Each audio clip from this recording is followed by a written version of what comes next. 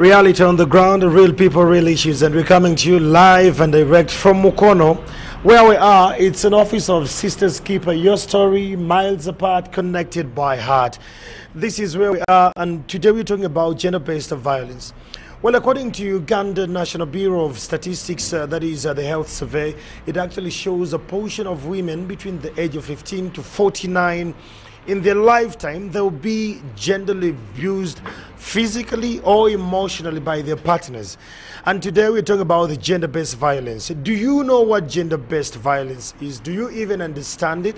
Well, many of you think it's entirely about physical. Gender-based violence goes beyond that. It goes as far as your speech.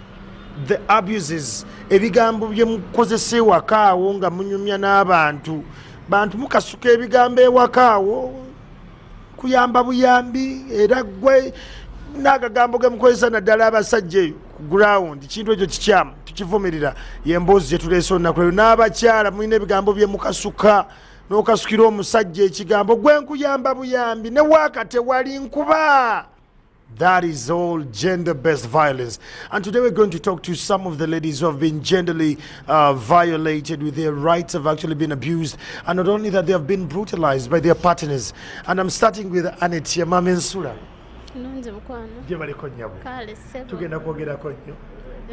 Obulamu bugamba ki? Tebubadde bubi. Leero tugenda kwogera ku nsonga ya gender-based violence eno. Gw'okitegeera bulungi? Nagiwulirako. Wagiwulirako? Essebo. Njagala kumanya story yo. Olina omwami? Essebo. Olina omwami? Essebo. Obeera naye? Essebo. Omwami ono embeera yakuyisa etya? Bw'otuukidde okwogera naffe kwegamba kiki ekyakutuuka ku kitwagala okumanya? Yampisa bubi nnyo. Yakola ki mukwano? Mwami yali musajja mutamiivu. Anywa omwenge. Akomawo wadde akomawo ng'atamidde. Ng'atandika bayombesa. Wadde nga tonna kintu ky'omunyezi oba obuwadde okumusaba emmere. Kubanga ebiseera ebisinga teyatuguliranga mmere awaka. Tabaguliranga mmere. Gwe n'abaana bo ng'abaana bali bameka? Baana bataano. Abaana bataano. Akeera n'agenda n'anywa n'adda n'ayomba. Wadde akeera ng'agenda ng'akola ng'ayitira eyo. Embeera wawulira otya n'owulira n'ogamba nti kati wano mbikooye? Kyava ku ki n'ogamba kino kyakoze kisusse? Ekyasinga mu byonna okunkubanga mu maaso g'abaana. Bwe yaddanga ng'amaze okunywa we yakukubanga oba n'olumu yabeerangawo nga ye? Yo we yagaliranga wadde emisana ng'alwana. Wadde ng'abaana balaba. Wafaayo okugenda eri mu b'obuyinza okubannyonnyola ku mbeera eno gye wali oyitamu? Nagendayo. Baakuyamba batya? Tewali. Ero simpozi abo be bajjanga awo ne bamugambako awo nakkakana. Naye oluvannyuma kasaba genda ng'agamba abo badde babbaabo. Abeerosi? Ng'era akuddamu? Ng'era ng'akuba. Naye nga lwaki tovaawo Annette? Nga lwaki tovaawo n'ogamba kanzireeka oba kanzire mu bantu bange, kubanga kino mu maaso g'abaana bo yandikuttidde naawe abasajja abeera baziwa? Nakigezaako emirundi ena. Nga baŋŋamba nti ddayo ajja ttereera obufumbo bwe butyo. Nga baŋŋamba obufumbo bwe butyo guma naffe era tetwaguma. Nabo nga bagamba nti baaguma baabakubanga bagume osigaleyo. Well, we are having a gender-based violence conversation here, and Annette here was abused by the husband. Wafaayo ogendako ku poliisi Annette n'ogamba kale kangendeko ku poliisi? Nagendayoko omulundi gumu. Poliisi yakuyamba etya? Ne bamuyita n'agaana mbu naye ali safaali. Naye ng'ekyamazima yali aliwo? Ng'ali mu mukono eyo nakifuma. Nakifuma nga gyali.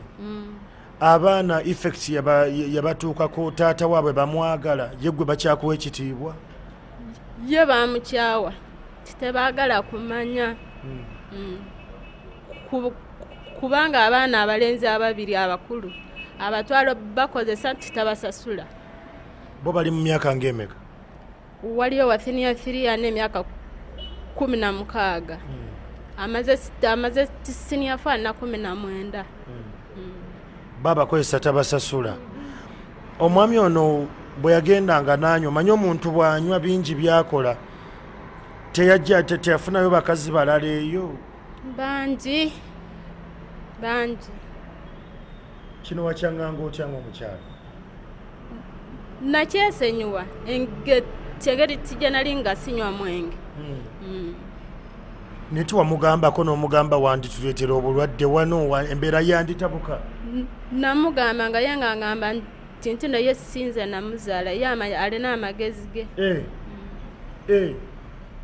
olwo gwakufudde musiru ndowooza wafaayo okwogera ku b'eŋŋanda ze baganda be kugamba okubagoba ku mbeera ye nti omusajja anywa nnyo bw'anywa atabuka ankuba mu maaso g'abaana bonna bamumanyi era bonna bamumanyi tuli omu ye yamukoowa mu famire yaabwe kati gwe anete omusajja gwe bakowa mu famire yaabwe bugumiikiriza ki bw'olina wasigala ng'osaba wasigala ng'okkiriza katonda nti anaamukyusa endwadde kwakati yeebaka n'abakyala bangi tewatyanga ndwadde ekyo kyonna kitya naye era nensigala nga ndi mukyala musabi era ngamba tiruliba lumu nkutte ye ng'alooza mu bya musaago nemugamba luliba lumu nja kutambula nve wano nedda tinze samugamba nti nja kuva ojja kunviira era namugamba kati guno omulembe gwo tisigwa abakyala okunoba kati abasajja bo be banoba ekyo mukiwulidde bulungi mulembe gw'abasajja mmwe munoba abakyala tebanoba gwe byonna byokola bikole gwe ojja kutuuka onviire ogende era bwekyali n'atuuka n'akuviira ekitegeeza kati avaayo yakola bibya alina mukyala mulala alina mukyala mulala alina omwana linda mwali muddya ng'ate eri asigala afuna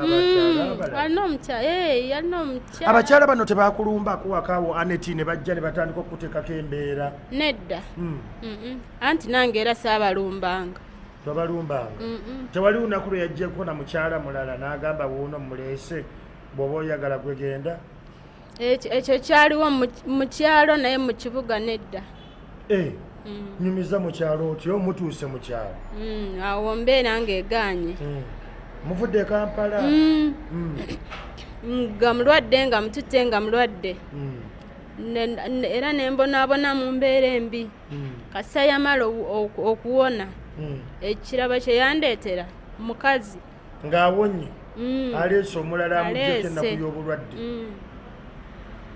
omukyalo ono ye bwe yatuuka ewaka omwami yakugamba atya ng'amutuusizza ewaka kale byonna biwuliranga kati nga balamu bange nga bajja nga baŋŋamba yi Moses titalina nsonyi wamuleeta mu mbeera embi ate kati alina mukazi mulala tijja ntugenda olwana nze ne mbagamba nti nedda wabula aleeta omukazi ajja akola ekyabeere naye awaka okakana nga amuleese amuleeta ssaawa mmeka misana abaana we balyawo kiro ssaawa 2 budde bwa kiro olwo bwamuleeta n'akugamba ati ono mulamu w'omukwano gwani era yasooka okumukweka amuyisa ekyo kati oluvannyuma waliwo abaana abavubuka be bajja ne baŋŋamba Bugundi ono taata abalaka aleese omukyala omulala nenfuluma bweru nembasanga nga bayimiridde nenkaaba nnyo nenjogera nenyomba nemuvuma nenyiga neŋŋende era ekiro ekyo kyo nasula mulamu wange kati ye olwagamba ki Moozi titalina aleese mutamiivu munne Well, there you have it. We're still having gender-based violence, a conversation that is actually widespread around the country. But what are we doing about it as Ugandans? Tumutegera gender-based violence or no? Abera makeyo abantu ne basirika ane tibagamba abakyala abasinga muguma lw'abaana. Omusajja asobola okukubira mu maka n'akutuusa mu mbeera eyo n'atuuka n'okuleeta omukyalo owookubiri mu ddya n'osigalawo aneti lw'abaana. Abaana bakuttira awaaniti. Nali nzikiriza Katonda nti tayinza okunzita. Ntasobola kutta. Era yankubanga n'endwala n'enfuna ebisago era nenzirawo nga ndi mulamu era nenkuuma abaana bange. Abaana bataano bo baali bangi nga sobola bba mulekera. Kituufu. Bino byonna bigenda mu maaso abaana abasomesa abaliisa emmere agigula abalabirira. Kitasomesangako omwana. Yazaala buzaazi. Well, that's the conversation we're having here. And of course, to join for this conversation, Anet Kamumuzemo Katono, let me talk to, please come closer. We have a couple of people who are running this at Sisters Keeper, that are actually part of this organization. And we have Denise, who happens to be a project coordinator. They're trying to go around the country, try to align this, and the legal. Rose, good morning. Good morning, and good morning, viewers. Let's start with the gender-based violence. You as a legal advisor, do we have strong policies that address this issue nationwide? We do have strong policies, but the problem is implementation of those policies. Yeah. Because usually what happens is that a victim may come to us. This victim is telling us her story. Yeah. But what we are going to start with is going to police. Yeah. But here in our organization, we have private investigators. Yeah. So these investigators will work hand in hand with police so as to get enough evidence that will implicate this person. But if we leave this matter to police alone, there will be a lot of delays. Yeah. Where are these delays coming from? Because there are very, very many cases on gender-based violence, because very many women and very many men out there are being violated day and night. So because of those delays, you find that nothing is going to be done timely. And because of that, these people lose interest in whatever they are doing. The other matter is about bribery. Yeah. Usually when a person who has been victimized goes to police, there is a way their matters are handled. If it's a woman who has been beaten up or harmed by the husband, usually they do not have money, just like the men do. So what will happen is she will go to court, she will go to police, report her matter, but nothing much will be done. They'll summon the man to police, and what he'll do, he'll go pay those police officers, and that will be the end of it all. So these women get fed up, these men get fed up of continuously going to police, and everything will just stop there. Have we seen men come out in strong energies and they're saying, well, I've been victimized, I've been abused? Are the men starting to come up? Very few of them are doing that because there is a way it leads to inferiority complex. How will your fellow men see you as a bamukubye? How would you even explain that? It's usually women who do the reporting, yet there are men who are dying silently with that kind of violence against their lives. Yes. And how best can we make the men come out and talk about it? I think we as an NGO have started working upon that. We educate these people about their rights, men or women alike, because the law does not segregate. If it's a beating, it will be on all gender. A woman, a man, a child, So what we do, we educate these people about their rights. What are your rights? We also work hand in hand with police. We work hand in hand with local enforcement. Local enforcement. In case there are any issues arising out of domestic violence, we do not segregate. But are the local leaders empowered with this information? Do they have them? But now the local councillors, the LCs, do they know that this is actually a law that is running? These local officers, most of them are not educated. They do not even know the laws that govern their own society, that govern the people that, they are leading. So what we do, we start with empowering these leaders. When we empower these leaders, they also open up to us. That's when they're going to tell us scenarios of where men are being, are being tortured within their marriages, within societies. So we are taking it upon ourselves. Right now in our NGO, we have 7 cases. For men? Yes, for men. And we are having over 30, I think that they're now 40. Yes, 40 cases of women who have come to report to us that kind of torture, and we only have 7 of the men. And I think this is an achievement, because in the stats, how do you even come out? I mean, you're a man. How do you even come out and say my woman? Yes,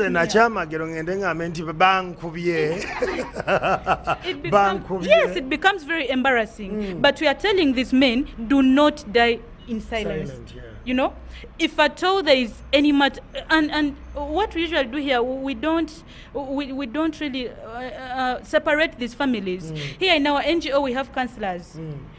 When a woman comes to report any of whatever is happening to her, or a man comes to report any issue, what we shall do, we don't usually listen to one side of the story. We call the man, we call the woman, we sit on a round table. But are the men who are battling women, do they come through when you call them? Are they positive about it? Some are positive, some are not. That's when we bring in police. We start by handling it in here, within ourselves. Then if this man is not cooperative, that's when we bring in police to help us out. And you find that some men, by the fear the police. Once they see that the police is involved in their matters, afande tugende, mama tubyogeremu bigwere wanino. So every time we involve the police, usually they cooperate. They come through. Yes. Well, that is Rose, who happens to be the legal advisor of this. Denise, what do you make of the entire gender-based violence in the country right now? Right now, basically, what we make as an organization, or and let me see about are you talking about the numbers, or what do you make of the entire gender-based violence? What is the traction like? Are people openly coming up, talking about it? Are people positive about it? Yeah, actually, people are positive about it, because when we do some trainings in some places, for example, we have been to Katakwi, people are positive. People are really coming up to speak up about these issues. They've actually been dying inside. The only problem is they didn't have a platform on where can I go, because they have this mentality about police. I'll go, they will listen to my cases, before you know they will dump it. So usually they prefer actually to stay quiet than coming out. So they're actually coming out because they didn't have where to go. Do you think the government policies are working about this? I think, okay, me personally, I don't think so. The policies are just there, but they're not implementing them. Okay. Yeah, usually our government is controlled by power and money, if you're coming to see. Because if you realize, people in power actually not violated. You see, a daughter of a minister cannot be touched. A daughter of an MP cannot be touched. Yeah, so basically that's it. Yeah, that's it. Well, we're still talking about gender-based violence, this and that, back and forth. We should have had another person actually seated with us, but of course, because of traffic jam. Like I said, Mukono's traffic jam is heaven sent. What do you know, Mukono? It can't be natural. Annette, but we get a kumbera jwayitamu. Golowooza abakyala mu ggwanga ki ekisinza obbasibamu kino ekintu kivaawa ddiini kuggwa mu bantu nkuzza y'abantu oba eddembe lyo lisusse eddembe Annette bw'ogamba ku ddembe oba otegeeza ki anti katuwadde ng'otuteyo omusango nga tutolina ssente tebakuwuliriza abapoliisi Annette ki kyotegeeza poliisi teyeesigika abakola ku misango gino golowooza bategeera ensonga zino eza gender based violence anti kasita omwami yaaba abatuukako nga balimbalimba nga bwe babalimbalimba abawaayo ezo ezasigala nga kiggwa abakyala nga golowooza bandivuddeyo batya beetaaga ki okuvaayo okulaba nti embeera eno bajjongera ne bakyogerako emisomo ku gurawundi eyo gituuka mu byalo kuba kati leka nzireko emabega katono kati nze awo nagendera ng'omusajja nkubye nga ndi bubi nga sina wadde 10 buguno oyo osiye yaŋŋamba olina okugula airtime ku poliisi yawe seeta seeta agambye ogula airtime ye Airtime kubira wameka omwami wadde wali 5 era ne mugula ozijja wezo z'omuguzisa waliwo owa boda yali mukwano gwange yazimpaawo n'omugula n'amukubira n'amugamba nti nze ndi safaali kitayajja naye nga gwe okimanyi waali mu kitundu mwali nze nga nkimanyi nti mwali emisomo gituuka abantu ku ground bategeera ekintu ky'okuba nti okutulugunya abantu n'ebigambo oba n'ebikolwa kikyamu abantu bakimanyiye si kikyamu kijja kubanga kitutaasiza era abakyala bangi abo abali mu kutulugunyizibwa bangi gwolooza gavumenti yandikoze ekyokulaba nti ekintu kino kiggwawo mu ggwanga anti naffe era abakyala kati ngaffe abakyala abawansi naffe era batujjukireko emisomo gijja tuyamba osuubira poliisi eyinza tereeza etya enkwanaganya yammwe abantu ba wansi naye okulaba nti kino kiggwawo nga n'abakola ku misango gino bagitegeera sinza kumanya Well, there you have it. That is the conversation we have had with Anitia, who was a victim, the legal advisor, of course, Rose, and Denise was the project coordinator, of course, a sister's keeper. The question I would like to post and ponder to you, the viewer, this early morning is, do you fight for the right of the woman around you? Do you understand that throwing words that are emotionally draining, it's actually gender-based violence? Ebyokugamba abakyala nga nti bwatugambye wano nti bawe yamugamba nkuyamba buyambi asiri waggula ediyo nze nsobola okufuna omukyala omulala. All these words are emotionally draining. You're actually violating someone's right. Ebyokugamba abantu nti gwe tewasoma era nkuyamba biki nammwe abakyala okubeera nga every time muga tolina waaka era nze kyovola. All these things result into violence we can actually stop. So the question today is, how much are you doing to stop gender-based violence from household level to the village level to the national level and beyond your reach? What are you doing about it? It's a conversation we're running, and of course remember you can actually follow this conversation on Twitter and Instagram and on Facebook, and Mala will be joined by other experts of course on deck to explain more about this. It's Morning at 10 TV. I'm Andrew Chamagero Muntu Wawansi, and that will take us for a break.